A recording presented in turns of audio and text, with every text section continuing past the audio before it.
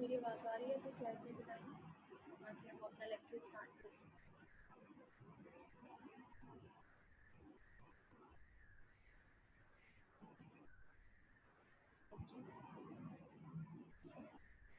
Page number 175 पे हम लोगों ने कल टॉपिक स्टडी किया था हाइब्रिडाइज्ड शेप ऑफ बेंजीन।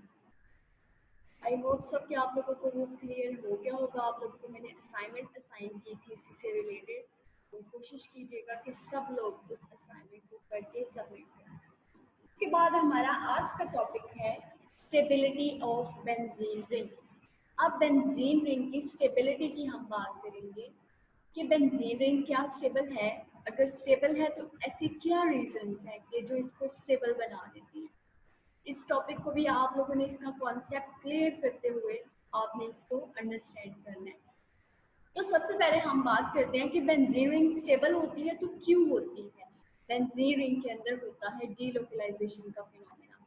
जो कल हमने हाइब्रिडाइज्ड शेप देखी थी उसमें मैंने आपको बताया था कि जो 2p वाले ऑर्बिटल थे, जो अनहाइब्रिडाइज्ड ऑर्बिटल थे, जब उनकी आपस में ओवरलैपिंग होती है तो उनकी ओवरलैपिंग से हमारे पास पाई इलेक्ट्रॉनिक क्लाउड बनते हैं, और वो जो इलेक्ट्रॉनिक क्लाउड होता है उसको बोला जाता है डीलोकलाइज्ड इलेक्ट्रॉनिक क्लाउड। डीलोकलाइज्ड का मतलब क्या होता है? डीलोकलाइज्ड का मतलब होता है कि एक ही जगह पे कोई चीज फिक्स नहीं है, बल्कि मतलब हम यहाँ पर इलेक्ट्रॉन्स की बात कर रहे हैं ना, इलेक्ट्रॉन्स की डीलोकलाइजेशन की बात कर रहे हैं। तो हम कहते हैं डीलोकलाइजेशन का मतलब होता है कि इलेक्ट्रॉन कॉन्टिन्यूसली मूवमेंट करते रहते हैं, इलेक्ट्रॉन एक ही जगह पर फिक्स नहीं रहते। ये नेक्स्ट स्लाइड में मैं आप लोगों को डीलोकलाइजेशन एग्जाम्पल के साथ बताऊंगी। तो हम यहाँ पर कहते हैं कि अगर हम बेंजीन रिंग की स्टेबिलिटी को चेक करने के लिए इसकी स्टेबिलिटी का कंपैरिजन करवाएं, लाइक हम देखना चाह रहे हैं कि क्या बेंजीन रिंग बाकी कंपाउंड से ज़्यादा स्टेबल है या नहीं स्टेबल, तो ये जो टॉपिक है आपकी बुक में, इसके अंदर हमने ये 3 बातें देखनी है कि हमने बेंजीन, साइक्लोहेक्सीन और 1,3 साइक्लोहेक्साडाइन, इन तीनों की स्टेबिलिटी को कंपेयर करना है और एट द एंड हमने बताना है कि हमारे पास क्या रिजल्ट आया। मतलब इन तीनों की स्टेबिलिटी चेक करने के बाद एट द एंड हम ये बताएंगे कि क्या इन तीनों में से कौन सी स्पीशीज ज़्यादा स्टेबल है। तो टॉपिक को स्टडी करने से पहले आप लोगों को ये बात पता होनी चाहिए कि हम इस टॉपिक में क्या पढ़ने लगे हैं। हम इसके अंदर स्टेबिलिटीज को कंपेयर करेंगे, बेंजीन की स्टेबिलिटी को साइक्लोहेक्सीन के साथ कंपेयर करेंगे और बेंजीन की स्टेबिलिटी को हम 1,3 साइक्लोहेक्साडाइन के साथ कंपेयर करेंगे। तो सबसे पहले अपना ये कॉन्सेप्ट रखें क्लियर कि जितनी हीट ऑफ हाइड्रोजनेशन कम होगी उतना कंपाउंड स्टेबल होगा। ये आप लोग अपना कॉन्सेप्ट क्लियर कर लें, मतलब अपने माइंड में ये बात रख लें। नेक्स्ट आपको ये काम आएगी कि कैसे हम किसी भी कंपाउंड की स्टेबिलिटी का पता लगा सकते हैं। तो हम कहते हैं कि हीट ऑफ हाइड्रोजनेशन का स्टेबिलिटी के साथ इनवर्स रिलेशन होता है। Means heat of hydrogenation stability के इनवर्सली प्रोपोर्शनल होती है। एक की वैल्यू कम होती जा रही है तो दूसरे की वैल्यू ज़्यादा होती जाएगी। तो जितनी हीट ऑफ हाइड्रोजनेशन कम होगी उतना कंपाउंड ज़्यादा स्टेबल होगा। अभी ये जो कॉन्सेप्ट मैंने आपको बताया, नेक्स्ट जब हमने तीनों की स्टेबिलिटी को कंपेयर करना है तो यही कॉन्सेप्ट आपको बताएगा कि कौन ज़्यादा स्टेबल है। ठीक है, जितनी हीट ऑफ हाइड्रोजनेशन लेस होगी उतना कंपाउंड ज़्यादा स्टेबल है। तो अब सबसे पहले हम देखते हैं साइक्लोहेक्सीन का, कि साइक्लोहेक्सीन क्या स्टेबल है या नहीं है। तो इसके लिए सबसे पहले हम स्ट्रक्चर लिखेंगे साइक्लोहेक्सीन का। आप साइक्लोहेक्सीन के स्ट्रक्चर में देख सकते हैं कि एक रिंग है साइक्लिक बेंजीन के जैसे 6 मेंबर, और इसके अंदर सिर्फ एक ही डबल बॉन्ड प्रेजेंट है। बेंजीन के अंदर तो 3 होते हैं ना, लेकिन यहाँ पर सिर्फ और सिर्फ एक ही डबल बॉन्ड प्रेजेंट है। अब हमने इस साइक्लोहेक्सीन के अंदर करवानी है हाइड्रोजनेशन। जब हम हाइड्रोजनेशन करवाएंगे तो कैटलिस्ट हम यहाँ पर यूज करेंगे प्लैटिनम। इसके बाद जो हमारे पास प्रोडक्ट बनेगा वो साइक्लोहेक्सेन बनेगा। अब ये प्रोडक्ट कैसे बना है, मैंने यहाँ पर रिएक्टेंट में जस्ट लिखा हुआ है H2। इसका मतलब है H2 का मतलब है H हमारे पास दो हाइड्रोजन है जिसको हमने साइक्लोहेक्सीन में ऐड करना है। तो यहाँ पर देखिएगा कि हाइड्रोजन किधर ऐड हुए हैं। इसमें से एक हाइड्रोजन एडिशन वहीं पे हो रही है जहाँ पर एक बॉन्ड लगा हुआ है। हम लोगों ने अल्कीन्स के रिएक्शन जब स्टडी किए थे तो ये स्टडी किया था कि अल्कीन्स कब रिएक्शन देती हैं, जब उनके अंदर जो पाई बॉन्ड होता है उस पाई बॉन्ड की ब्रेक डाउन हो जाती है। तो यहाँ पर साइक्लोहेक्सीन में हमारे पास एक ही डबल बॉन्ड था, तो हमने दो हाइड्रोजन जब ऐड करने हैं, एक हाइड्रोजन इसी डबल बॉन्डेड कार्बन के एक कार्बन में ऐड हो जाएगा और दूसरा हाइड्रोजन इसी डबल बॉन्डेड कार्बन के दूसरे वाले कार्बन में ऐड हो जाएगा। अब यहाँ पर H2 ऐड करने से आपको नजर आ रहा है कि पहले डबल बॉन्ड इस वजह से लगाया गया था कि यहाँ पर जो दोनों कार्बन है उनकी वैलेंसी सेटिस्फाई नहीं है, लेकिन जब हमने इसमें हाइड्रोजनेशन करा दिया है, हाइड्रोजन की एडिशन करा दी है, तो अब इसके अंदर सारे कार्बन की वैलेंसी सेटिस्फाई हो चुकी है। इट्स मीन अब प्रोडक्ट में हमें कोई भी इसमें डबल बॉन्ड लगाना नहीं पड़ेगा। तो ये जो हमारा पहला रिएक्शन था, इस रिएक्शन के अंदर हमने साइक्लोहेक्सीन में हाइड्रोजन की एडिशन कराई प्लैटिनम कैटलिस्ट की प्रेजेंस में, तो प्रोडक्ट में हमारे पास बन गया साइक्लोहेक्सीन। अब जब हम लोगों ने हाइड्रोजनेशन वाला टॉपिक स्टडी किया था तो उसमें हमने ये पढ़ा था कि जब हाइड्रोजनेशन का प्रोसेस हो रहा होता है तो इस प्रोसेस के दौरान इसमें से हीट भी इवॉल्व होती है और इस हीट को बोला जाता है heat of hydrogenation. It's mean जब हमने साइक्लोहेक्सीन, ऊपर आप वो कॉन्सेप्ट याद रखिएगा जो मैंने अभी आपको बताया था कि जितनी हीट ऑफ हाइड्रोजनेशन कम होगी उतना कंपाउंड ज्यादा स्टेबल होगा। बस आप ये याद रखें कि इनका आपस में इनवर्स रिलेशन है। तो यहाँ पर जब साइक्लोहेक्सीन में हुई है हाइड्रोजनेशन, तो इसकी हाइड्रोजनेशन के दौरान इसमें से जो हीट इवॉल्व हुई है दैट इज -119 किलो जूल पर मोल। मीन्स एक बॉन्ड की हाइड्रोजनेशन जब हमने कराई तो इसमें से -119 किलो जूल पर मोल हीट जो थी वो इवॉल्व हुई थी, जो कि इसकी हीट ऑफ हाइड्रोजनेशन थी, या इसको हम एंथैल्पी ऑफ हाइड्रोजनेशन भी बोलते हैं। तो जो स्टेबिलिटी ऑफ बेंजीन वाला टॉपिक है, आपने इसमें कैसे इस क्वेश्चन को अटेम्प्ट करना है। सबसे पहले आपने साइक्लोहेक्सीन में हाइड्रोजनेशन कराई, ठीक है, इसके बाद साथ आपने हीट मस्ट लिखनी है कि इस रिएक्शन के दौरान इसमें से हीट कितनी इवॉल्व हो रही है, क्योंकि हमने इसी हीट से चेक करना है कि कौन सी स्पीशीज ज़्यादा स्टेबल है। अब यहाँ पर एक बॉन्ड था ना, मतलब डबल बॉन्ड एक ही था, तो इसका मतलब ये है कि एक डबल बॉन्ड में हाइड्रोजनेशन कराने के लिए हमारे पास -119 एनर्जी जो है वो रिलीज हो रही है। अब हम अपना दूसरा केस देखते हैं जिसमें हमारे पास कौन सी स्पीशी है, 1,3 साइक्लोहेक्साडाइन। अब आप इस स्पीशी में देखिएगा, जो अभी प्रीवियस हमने बात की उसमें एक डबल बॉन्ड, अब जो हमारे पास स्पीशी है इसके अंदर दो डबल बॉन्ड है। तो हम देखते हैं कि दोनों में क्या डिफरेंस आता है, कि एक डबल बॉन्ड वाले में और दो डबल बॉन्ड वाले में क्या डिफरेंस आता है, दोनों की स्टेबिलिटी में कितना फर्क आता है। तो इसमें भी हम हाइड्रोजनेशन कराएंगे। यहाँ पर देखिएगा कि लास्ट वाला जो भी मैंने आपको रिएक्शन बताया है उसमें हमने जस्ट H2 ऐड किया था, कि वहाँ पर तो एक ही डबल बॉन्ड था और हमने वो जो H2 था वो डबल बॉन्डेड कार्बन में एक हाइड्रोजन दे दिया था और दूसरे कार्बन में दूसरा हाइड्रोजन ऐड कर दिया था। यहाँ पर हमारे पास दो डबल बॉन्ड है। इट्स मीन कि हमें चार हाइड्रोजन हुआ है, 2H2 है ना, 2 2s are 4 हो जाएगा। तो यहाँ पर हमारे पास चार हाइड्रोजन हैं जिनको हमने डबल बॉन्ड, जिधर जिधर डबल बॉन्ड है ना उस कार्बन में हमने ऐड करना है। तो हमारे पास जो प्रोडक्ट बनेगा, प्लैटिनम कैटालिस्ट की प्रेजेंस में ही हमने ये रिएक्शन करना है, तो हमारे पास यहाँ पर भी जो प्रोडक्ट बनेगा वो बनेगा साइक्लोहेक्सेन। अब चार हाइड्रोजन ऐड किए थे, तो सबसे पहले जो ऊपर डबल बॉन्ड था उसके जो दो कार्बन थे, दो हाइड्रोजन उनमें ऐड हो गए और दो हाइड्रोजन जो नीचे डबल बॉन्ड वाले कार्बन थे उनमें ऐड हो गए। इसका मतलब है कि हमने हाइड्रोजनेशन 1,3 साइक्लोहेक्साडाइन में करवा दी है और हाइड्रोजनेशन कराने के बाद अब इसमें कोई भी ऐसी स्पीशी नहीं है जिसको हमें डबल बॉन्ड लगा के सेटिस्फाई करने की ज़रूरत है। तो यहाँ पर जो हमारे पास साइक्लोहेक्सेन बन गया है इसके अंदर कार्बन की वैलेंसी सारी सेटिस्फाई अब मैंने अभी आपको बताया कि जब हाइड्रोजनेशन का प्रोसेस कराते हैं तो इसमें से हीट इवॉल्व हो रही होती है और उसको बोला जाता है हीट ऑफ हाइड्रोजनेशन। तो अब भी हमने जब सिंगल बॉन्ड की हाइड्रोजनेशन कराई थी तो हमने कितनी एक्सपेक्ट की थी, उसमें से हीट जो है वो इवॉल्व हो रही है 119.5 ना।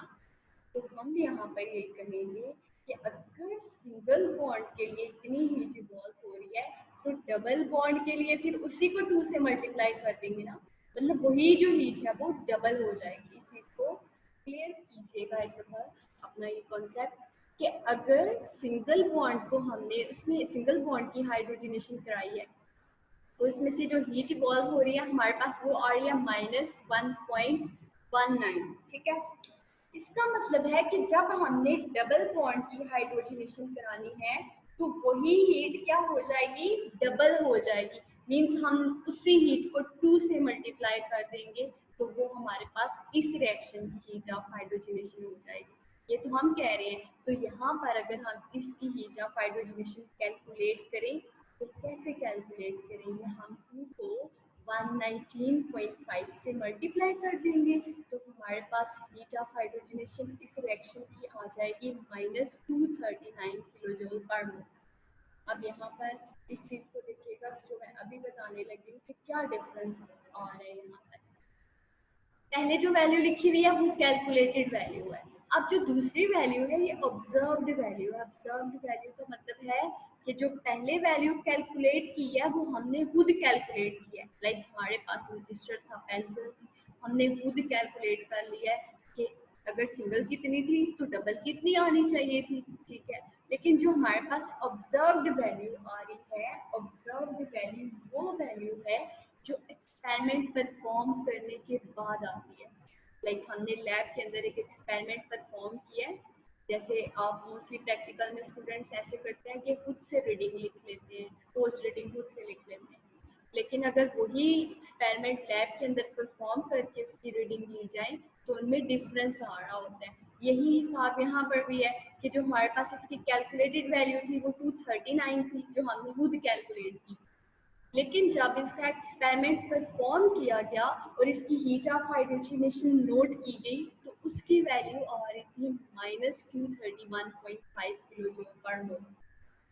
इसका मतलब है कि कैलकुलेटेड और एक्सपेरिमेंटल दोनों वैल्यू में कुछ फर्क आ रहा है। इतना ज़्यादा नहीं आ रहा लेकिन थोड़ा सा फर्क आ रहा है। और वो कितना आ रहा है, यहाँ पर इनमें डिफरेंस आ रहा है 7.5 किलो जूल पर मोल का। जब मैंने आपको प्रीवियस वाले में बताया था जिसमें हम लोगों ने साइक्लोहेक्सीन की हाइड्रोजनेशन कराई, उसकी हमारे पास हीट ऑफ हाइड्रोजनेशन सिंपल आ गई थी -119.5। इसके बाद हमने ऐसा कंपाउंड लिया जिसमें 2 डबल बॉन्ड थे। जब हमने उसकी hydrogenation heat of hydrogenation calculate की तो हमारे पास वो तो डबल आनी चाहिए थी और कैलकुलेट करके हमने उसकी डबल लिख ली। लेकिन जब हमने उसकी एक्सपेरिमेंटल वैल्यू चेक की तो वो हमारे पास आ रही थी -231.5। तो यहाँ पर डिफरेंस आ रहा है 7.5 किलो जूल पर मोल का। इसका मतलब है कि ये डिफरेंस क्यों आ रहा है। अब ये डिफरेंस क्यों आ रहा है कि जो हमारे पास साइक्लोहेक्सीन था उसमें जस्ट एक डबल बॉन्ड था। यहाँ पर जो हमारे पास ये 1,3 साइक्लोहेक्साडाइन है, इसमें मैंने जो चीज़ हाईलाइट की है इस चीज़ को देखिएगा। इसमें हमारे पास जो सिस्टम है इसमें कॉन्जुगेटेड डबल बॉन्ड है। कॉन्जुगेटेड डबल बॉन्ड का मतलब क्या होता है कि जहाँ पर डबल बॉन्ड, 2 डबल बॉन्ड को सिंगल बॉन्ड ने सेपरेट किया होता है। तो आप यहाँ पर देख सकते हैं डबल बॉन्ड, सिंगल बॉन्ड, फिर डबल बॉन्ड। तो जो मैंने चीज़ हाईलाइट की है ये आपको एक पूरा कॉन्जुगेटेड सिस्टम नजर आ रहा है कि डबल सिंगल डबल। और हम कहते हैं कॉन्जुगेटेड जो सिस्टम होता है, जो कॉन्जुगेटेड डबल बॉन्ड वाला सिस्टम होता है वो ज़्यादा स्टेबल होता है as compare to isolated double bond. Isolated double bond का मतलब है जिसमें सिर्फ और सिर्फ एक ही डबल बॉन्ड होता है, उसके साथ कोई और दूसरा डबल बॉन्ड कॉन्जुगेशन में नहीं होता। तो एक तो हम ये रीजन भी बता सकते हैं कि इसमें कॉन्जुगेटेड डबल बॉन्ड है, दैट्स व्हाई 1,3 साइक्लोहेक्साडाइन थोड़ा सा स्टेबल है साइक्लोहेक्सीन से। अब दूसरी हम इसमें बात करते हैं ये एनर्जी वाली। मतलब जो भी हमने सारा ये एनर्जी का कैलकुलेटेड ऑब्जर्व और डिफरेंस देखा है, इससे हम कैसे बता सकते हैं कि कौन सी स्पीशीज ज़्यादा स्टेबल है। तो यहाँ पर जो अभी आपके पास डिफरेंस आया है 7.5 किलो जूल पर मोल का, इसका मतलब है कि ये जो ऑब्जर्व और कैलकुलेटेड की वैल्यू में फ़र्क आ रहा होता है, इसमें ये इतनी जो एनर्जी होती है 7.5 वाली, ये एनर्जी 1,3 साइक्लोहेक्साडाइन ने एब्जॉर्ब कर ली है। ये एनर्जी इसने एब्जॉर्ब कर ली है। क्यों? क्योंकि इसमें स्टेबिलिटी बढ़ी है, और इसमें स्टेबिलिटी इंक्रीज होने की रीज़न ही ये थी कि इसने कुछ अमाउंट एनर्जी की एब्जॉर्ब कर ली थी अपने अंदर, जिसकी वजह से इसकी स्टेबिलिटी बढ़ गई है। इसके बाद जो मैंने अभी आपको प्रीवियस स्लाइड में बोला था कि आपने याद रखना है कॉन्सेप्ट कि जितनी हीट ऑफ हाइड्रोजनेशन लेस होगी उतना कंपाउंड स्टेबल होगा।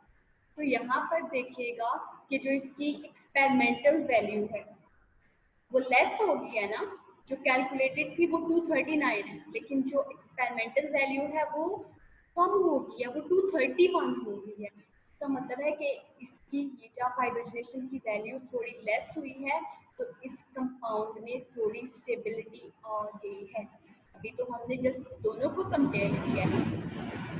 तो हम यहाँ पर कहते हैं कि जो हमारे पास 1,3 साइक्लोहेक्साडाइन होता है वो साइक्लोहेक्सेन से थोड़ा सा स्टेबल होते हैं।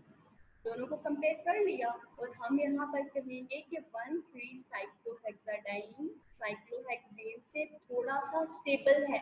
कितना स्टेबल है? 7.5 किलो जूल पर मोल, क्योंकि इतना डिफरेंस आया है, इसने इतनी एनर्जी एब्जॉर्ब कर ली है, जिसकी वजह से इसकी स्टेबिलिटी इंक्रीज हो गई है। और दूसरी बात हम इसमें ये भी बता सकते हैं कि इसमें कॉन्जुगेटेड डबल बॉन्ड है, दैट्स वाई इसकी स्टेबिलिटी थोड़ी सी बढ़ गई है। तो आप लोगों को ये पहले दोनों कंपैरिजन क्लियर हो गए।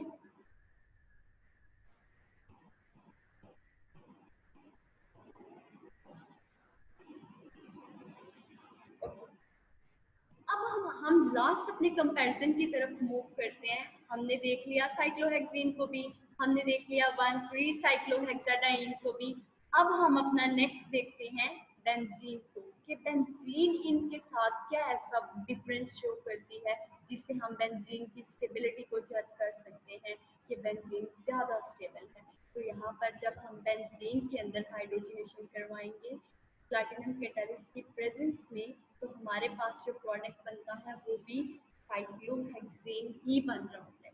अब यहाँ पर देखिएगा, सबसे पहले वाले में मैंने जस्ट H2 ऐड किया, इसके बाद नेक्स्ट जो दूसरा था हमारे पास 1,3 साइक्लोहेक्साडाइन, उसमें हमने 2H2 ऐड किया था। बेंजीन में हम 3H2 ऐड कर रहे हैं, 3 2s are 6। इसका मतलब है कि बेंजीन में 3 डबल बॉन्ड होते हैं, और हमें हर डबल बॉन्डेड कार्बन को एक एक हाइड्रोजन देना है। तो यहाँ पर हमें इसको 6 हाइड्रोजन, हर एक कार्बन में एक एक हाइड्रोजन ऐड करना पड़ेगा। तो जब हम इन 6 के 6 कार्बन में 6 हाइड्रोजन ऐड कर देते हैं, तो बेंजीन के अंदर कोई डबल बॉन्ड नहीं बच जाता। तो ये भी हमारे पास फाइनल प्रोडक्ट जो है वो साइक्लोहेक्सेन बन जाता है। अब अगर हम इसकी हीट ऑफ हाइड्रोजनेशन चेक करें कि इस रिएक्शन के दौरान कितनी हीट इसमें से इवॉल्व होती है, तो हम एक्सपेक्ट तो यही करेंगे कि अगर डबल बॉन्ड की हम कह रहे थे कि डबल हो गई है, तो ट्रिपल बॉन्ड की फिर थ्राइस हो जानी चाहिए। मतलब ट्रिपल बॉन्ड वाले को हम -119 जो भी हमारे पास आई थी पहले वाले की, उससे हमने इसको मतलब पहले वाले में तो हमने मल्टीप्लाई कर दिया था यहाँ 2 से, यहाँ हम इसको 3 से मल्टीप्लाई कर देंगे। सिंपल इसको देख लेते हैं कि कैलकुलेटेड में क्या होता है। मतलब पहले वाले की जो हमारे पास वैल्यू थी ना -119.5, हमने दो डबल बॉन्ड वाले में ये एक्सपेक्ट किया था कि उसको 2 से मल्टीप्लाई कर दिया, क्योंकि उसमें 2 डबल बॉन्ड थे। बेंजीन के अंदर 3 डबल बॉन्ड हैं, तो हम एक्सपेक्ट तो यही कर रहे हैं कि 3 डबल बॉन्ड है, तो सिंगल बॉन्ड वाले की वैल्यू को हम 3 से मल्टीप्लाई कर देंगे। तो ये वैल्यू हमारे पास आ जाएगी -358.5 किलो जूल पर मोल। ये हमारे पास वो वैल्यू है जो हमने खुद कैलकुलेट की है। इसके बाद अगर हम इसकी भी एक्सपेरिमेंटल वैल्यू देखें, तो इसकी जो एक्सपेरिमेंटल वैल्यू आती है वो आती है -208 किलो जूल पर मोल। जो अभी मैंने आपको प्रीवियस कंपाउंड बताया था 1,3-साइक्लोहेक्साडाइन, उस वाले में इतना डिफरेंस नहीं आ रहा था, उनके पास पास ही आ रही थी। लाइक अगर एक वाले की हमारे पास 239 थी तो दूसरे की 231 आ रही थी, मतलब 6-7 पॉइंट के डिफरेंस आ रहा था। लेकिन यहाँ पर आप देखिएगा कि जो हमने कैलकुलेट की बेंजीन की वो आ रही है 358 और जो एक्सपेरिमेंट ने दी है वो आ रही है 208। मतलब इनमें अच्छा खासा डिफरेंस आ रहा है। और डिफरेंस कितना आ रहा है, इनमें जो डिफरेंस आ रहा है वो आ रहा है 150.5 किलो जूल पर मोल का। इसका मतलब है कि इतना ज़्यादा इसमें डिफरेंस आ रहा है। अब इस डिफरेंस से हम क्या कंक्लूड कर सकते हैं कि क्यों इतना डिफरेंस आ रहा है। जैसे हमने अभी प्रीवियस कंपाउंड में देखा कि 7.5 को हमने कंक्लूड किया था कि 7.5 की स्टेबिलिटी बढ़ाने में यूज हो रही है। तो यहाँ पर भी हम कहेंगे कि जो 150.5 किलो जूल पर मोल का डिफरेंस आ रहा है, बेंजीन ने इतनी एनर्जी एब्जॉर्ब कर ली है। अब इसने एब्जॉर्ब क्यों कर ली है, जब इसने इतनी एनर्जी एब्जॉर्ब कर ली है तो इसकी स्टेबिलिटी बढ़ गई है। और दूसरी बात, आप यहाँ पर स्टेबिलिटी ऐसे भी बता सकते हैं कि जो हमारी एक्सपेरिमेंटल वैल्यू है वो लेस हो गई है। मतलब हमारे पास कैलकुलेटेड वैल्यू 358.5 थी, लेकिन जो एक्सपेरिमेंटल वैल्यू है वो हमारे पास होगी है 208।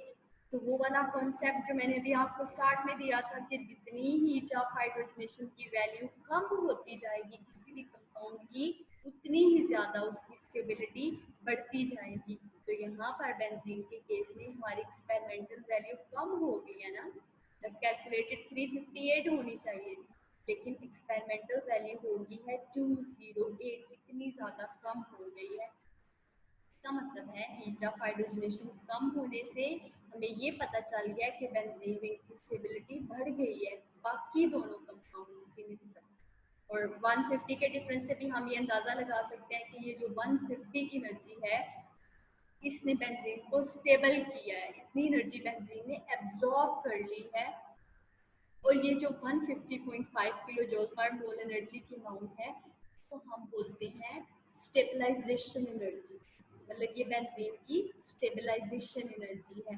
तो तीनों को स्टडी करने के बाद, तीनों का कंपैरिजन हीट ऑफ हाइड्रोजनेशन का देखने के बाद एट द एंड हम ये कंक्लूड करेंगे कि हमने सबसे पहले देखा ऐसा कंपाउंड जिसमें सिर्फ एक डबल बॉन्ड, इसके बाद हमने देखा दूसरा कंपाउंड जिसमें 2 डबल बॉन्ड थे, इसके बाद लास्ट हमने केस देखा था बेंजीन का। तो तीनों की हीट ऑफ हाइड्रोजनेशन कैलकुलेट और एक्सपेरिमेंटल देखने के बाद एट द एंड हम ये कंक्लूड करते हैं कि तीनों में से ज़्यादा स्टेबल है बेंजीन, और इसकी हीट ऑफ हाइड्रोजनेशन की एक्सपेरिमेंटल वैल्यू भी लेस हो जाती है, जिससे हमें ये पता चलता है कि बेंजीन रिंग बहुत ज़्यादा स्टेबल है।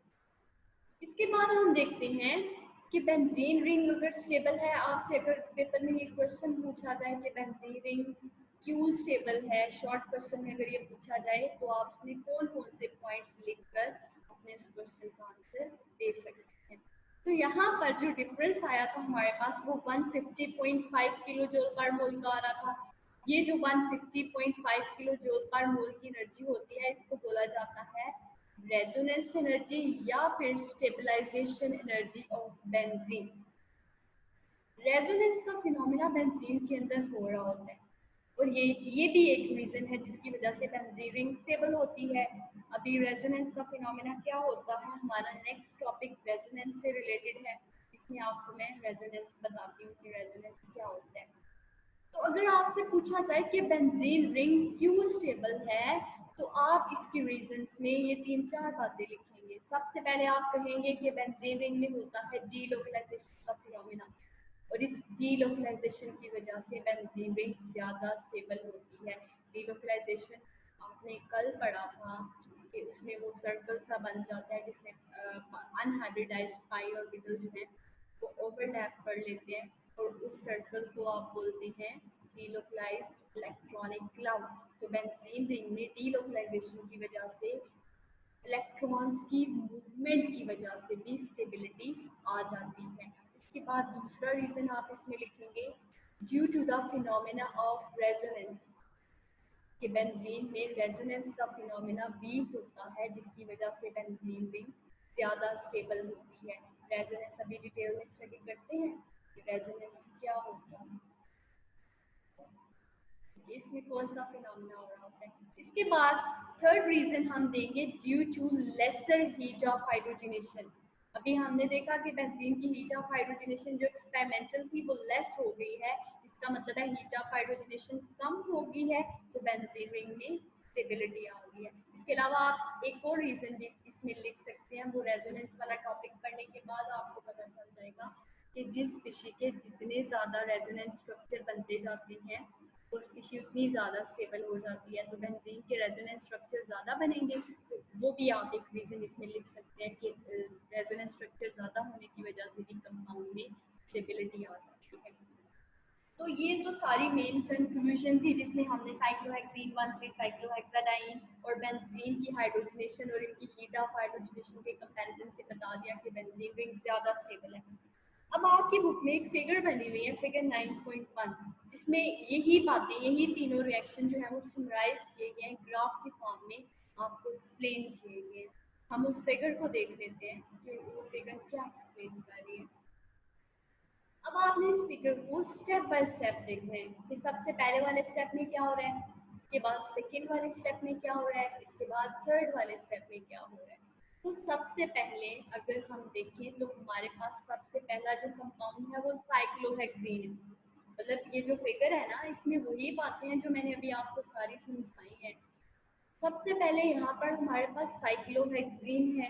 अब साइक्लोहेक्सीन में एक ही डबल बॉन्ड है, तो जब हमने साइक्लोहेक्सीन में हाइड्रोजनेशन करवा के साइक्लोहेक्सेन बनाया, आपको राइट साइड पे नीचे साइक्लोहेक्सेन बना हुआ नजर आ रहा है, इसका मतलब है कि ये जो आपको टॉप पे सारे मिल रहे हैं रिएक्टेंट्स, इनमें जब हम हाइड्रोजनेशन कराएंगे तो फाइनल प्रोडक्ट में हमारे पास साइक्लोहेक्सेन ही बनेगा सब में। तो जब साइक्लोहेक्सीन में हाइड्रोजनेशन करवाई तो इसमें हमारे पास कितनी हीट इवॉल्व हो रही है, इसमें हमारे पास हीट इवॉल्व हो रही है -119.5 किलो जूल पर मोल। ये वही बात है जो अभी हम पढ़ के आ चुके। इसके बाद हमारे पास दूसरा इसमें कंपाउंड है 1,3 साइक्लोहेक्साडाइन। अब 1,3 साइक्लोहेक्साडाइन में देखिएगा हमारे पास दो डबल बॉन्ड है।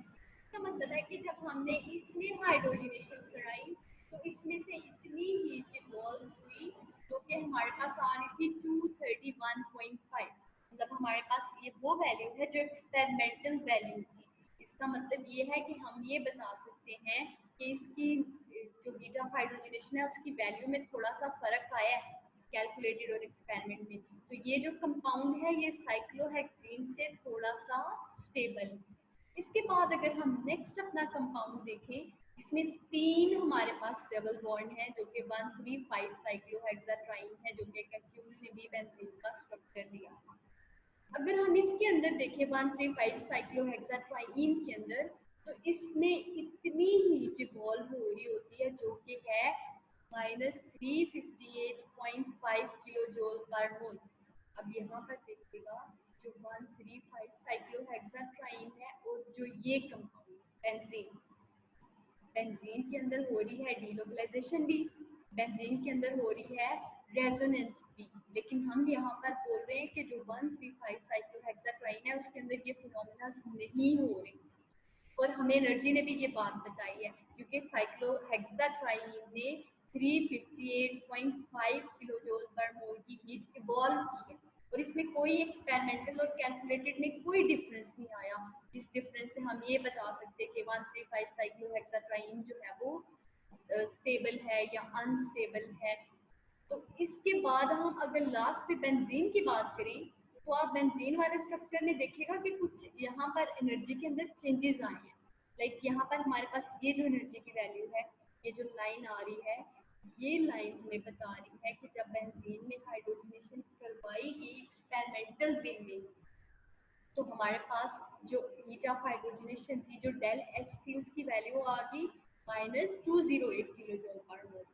अब जो आनी चाहिए थी, जो कैलकुलेटेड वैल्यू आनी चाहिए थी, मतलब 358 आनी चाहिए थी लेकिन एक्सपेरिमेंटल आ रही है 208। इसका मतलब है कितना डिफरेंस आ रहा है, इतना डिफरेंस आ रहा है जो कि है 150.5 किलो जूल पर मोल। अब ये इतना ज़्यादा जो डिफरेंस आ रहा है इसको हम बोलते हैं this is the resonance energy और स्टेबलाइजेशन एनर्जी ऑफ बेंजीन। और यही वो वजह है कि बेंजीन जो है वो एक्स्ट्रा बेंजीन रिंग में स्टेबिलिटी आ जाती है। ये 150.5 किलो जूल की जो रेजोनेंस एनर्जी होती है, इसकी वजह से बेंजीन रिंग के अंदर एक्स्ट्रा स्टेबिलिटी आ जाती है बाकी सारे कंपाउंड के कंपैरिजन में। तो हम एट द एंड ये कंक्लूड करते हैं कि बेंजीन रिंग जो है उसकी हीट ऑफ हाइड्रोजनेशन बहुत ही कम हो गई है। कैलकुलेटेड 358 आनी चाहिए थी, लेकिन एक्सपेरिमेंटल जो हमारे पास आती है वो आती है 208, वैल्यू लेस हो गई। और अभी बताया भी था कि जितनी हीट ऑफ हाइड्रोजनेशन की वैल्यू कम होती जाएगी उतनी कंपाउंड की स्टेबिलिटी बढ़ती जाती है। तो इसकी हीट ऑफ हाइड्रोजनेशन कम हुई, इसका मतलब है कि इसकी स्टेबिलिटी बढ़ गई है। इसके अलावा आप बता भी सकते हैं कि जो 150 का इसमें डिफरेंस आ रहा है, जो कि इसकी स्टेबलाइजेशन एनर्जी है, इतना ज़्यादा डिफरेंस किसी और कंपाउंड में नहीं आया। तो इसका मतलब है कि इन सब में से ज़्यादा स्टेबल जो है वो बेंजीन रिंग है। इसके बाद नेक्स्ट हमारा जो टॉपिक है वो है रेजोनेंस मेथड। अभी आपको बताया था कि रेजोनेंस वाला हम नेक्स्ट टॉपिक में स्टडी करते हैं। तो हम अब देख लेते हैं कि रेजोनेंस का क्या ऐसा फिनोमिना है जो बेंजीन रिंग को स्टेबल बना रहा है। मैंने आपको रीजंस बताए, तो इसलिए मैंने बताया था कि बेंजीन रिंग की स्टेबिलिटी की एक वजह ये भी है कि बेंजीन रिंग में रेजोनेंस का फिनोमिना हो रहा होता है जो कि इसको स्टेबल कर रहा होता है। तो भी सबसे पहले हम देखेंगे कि रेजोनेंस क्या होता है, इसके बाद देखेंगे कि ये कैसे स्टेबल करता है बेंजीन रिंग को।